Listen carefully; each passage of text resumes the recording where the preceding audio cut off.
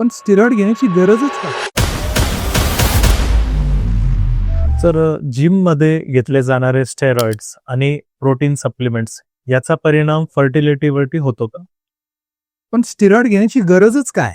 आता स्टिरॉइड्स म्हणजे male hormone असतात, राईट? म्हणजे या जे घेतात ना, जिमवाले घेतात ना, ती अँड्रोजन्स असतात, डेकाड्युराबोलिन्स म्हणजे टेस्टोस्टेरॉन, त्याची केमिकल फॉर्म असतो तो, राईट?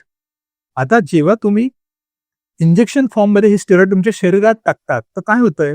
तुमच्या शरीरात जे स्टिरॉइड्स नॅचरली तयार होतात तुमच्या टेस्टिकल्समध्ये, ते कमी होऊन जातात. कारण की शरीराला असं कळतं की स्टिरॉइड्स ऑलरेडी आहे, जे तुम्ही आर्टिफिशियली टाकलेले.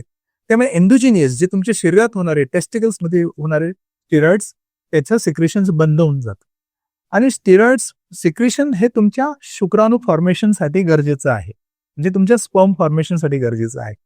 त्यामुळे जेव्हा एन्डोजेनस सिक्रेशन कमी होऊन जातं, तुमची स्पर्मॅटोजेनेसिस बिघडते आणि तुमचा स्पर्म काउंट लो होऊन जातो, राईट? आणि स्टेरॉइड्स हे प्रोफेशनल्सनी घ्यायचे असतात, जे प्रॉपर सुपरविजन खाली, प्रॉपर डॉक्टरांच्या देखरेखीखाली घेतात, ज्यांना खूप हेवी जिम करायची असते.